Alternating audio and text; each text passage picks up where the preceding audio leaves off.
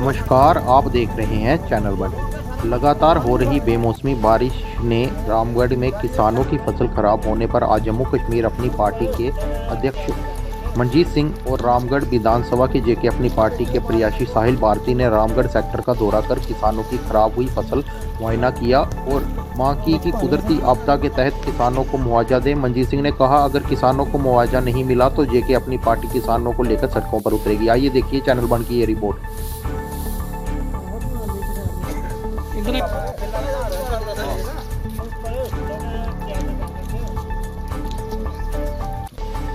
आज ये जो हालिया बारिश हुई है, इससे पहले आंधी तूफान से जो हमारे किसानों की फसल थी, जो बिल्कुल अच्छी फसल थी, लेकिन इस बारिश से ये फसल बिल्कुल बर्बाद हो गई है। सारी जो ये बासमती फसल है, ये सारी नीचे गिर गई है और ज़मीनों में पानी खड़ा है और ये लगभग 80% जो है ये फसल बर्बाद हो चुकी है। मैं सरकार से ये मांग करता हूँ कि इसको नेचुरल क्लैमिटी में, ये डिसास्टर मैनेजमेंट वाले इसको नेचुरल क्लैमिटी डिक्लेयर करें और ये जो बॉर्डर इलाका है, जिनकी 6 महीने की जो कमाई है, रोज़ी रोटी, ये सब बर्बाद हो गई है। जितना हमारा ये बॉर्डर इलाके का किसान है, आज इस बात से बहुत दुखी है। मैं सरकार से ये डिमांड करता हूँ, आज हम सभी साथी, हमारे यहाँ एडवोकेट साहिल भारती जी, हमारे ब्लॉक प्रेसिडेंट चौधरी बचन जी और इलाके के गणमान्य किसान जो हैं, आज यहाँ सब इकट्ठे हुए हैं और तकरीबन सारे इलाके का हमने टूर किया है। हर जगह पे जो है बिल्कुल फसल बर्बाद हो चुकी है। अभी भी मौसम ख़राब है, बारिश पड़ रही है। तो मैं सरकार से मांग करूँगा कि सरकार फ़ौरन जो है यहाँ पे इसकी स्पेशल गिरदौरी करे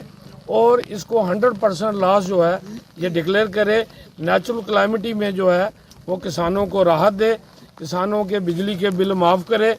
जिन लोगों ने लोन लिए हैं बैंक से, उनके जो हैं वो बैंक लोन माफ़ करे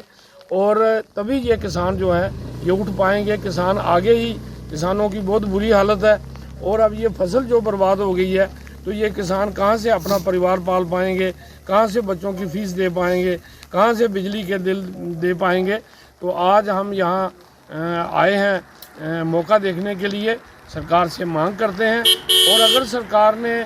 जल्द इन मसलों पे कोई कार्रवाई नहीं की तो फिर आने वाले दिनों में बॉर्डर के लोगों के साथ मिलके जम्मू कश्मीर अपनी पार्टी जो है ये एक आंदोलन खड़ा करेगी, सरकार को मजबूर करेगी कि सरकार इन लोगों को राहत दे। यहाँ सरकार बड़े बड़े इंडस्ट्रियलिस्टों को तो बहुत फ़ायदे देती है, तो किसानों को जो है वो उनका जो नुकसान हुआ है, उसको नुकसान की भरपाई सरकार ने करनी चाहिए और नहीं करेगी तो फिर किसान जो है ये मजबूर हो जाएगा आंदोलन करने के लिए। देखिए, ये बहुत ही एक अनवांटेड सा इंसिडेंट है। ये बेमौसम बरसात, ये आंधी तूफ़ान जो पिछले दिनों से लगातार चल रहा है, इससे हमारा जो किसान तबका है ये बुरी तरह से पीड़ित हुआ है। हमारी ये जो फसल आज पक के तैयार हुई थी और थोड़े दिन में इसकी कटाई होनी थी, ये बेमौसम बारिश ने, ये बेमौसम तूफ़ान ने इस पूरी फसल को जो है वो तहस नहस कर दिया है। कितने दिनों से हम देख रहे हैं कि मूसलाधार बारिश जो है वो लगी हुई है और पिछले काफ़ी दिनों से हम इलाके में इस चीज़ के मुआयने के लिए निकले हुए हैं कि जो हमारी ये जो फसल है, कहाँ कहाँ पे इसका ये जो खराबा है ये हुआ है। हम डडियाल, नंगा, पंबोचक, नथवाल, बखाचा, कप्ताल, अभी हम यहाँ गांव छोनी में पहुँचे हैं और मैक्सिमम हर इलाके में जब हमने विज़िट किया है तो उसमें यही हमने देखा है कि जो हमारा किसानों द्वारा जो लगाई गई फसल थी ये पूरी तरह से तहस नहस हो गई है। आज किसान तबका जो है वो इतना परेशान है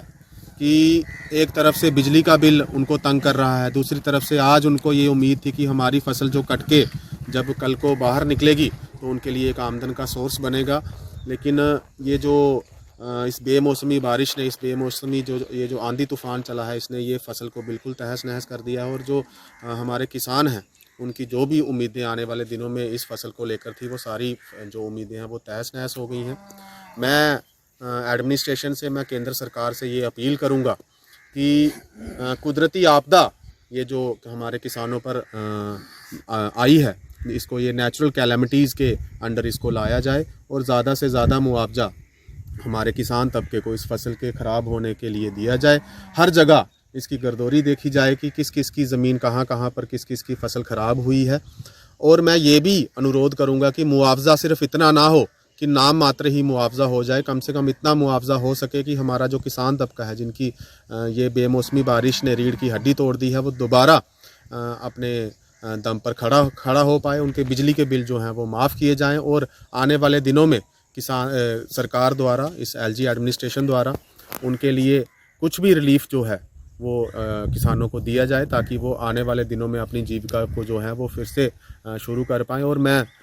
ये अपील करूंगा केंद्र सरकार से, एलजी एडमिनिस्ट्रेशन से, और ये मैं कहना चाहूँगा कि अगर ऐसा करने में ये हमारी एडमिनिस्ट्रेशन जो है वो विफल रहती है, तो आने वाले दिनों में हम बॉर्डर के किसानों को, बॉर्डर इलाके को अपने साथ लेके जम्मू कश्मीर अपनी पार्टी के बैनर तले एक बड़ा जन आंदोलन जो है वो छेड़ेंगे, और फिर उसकी जो जिम्मेवार है वो मौजूदा सरकार रहेगी।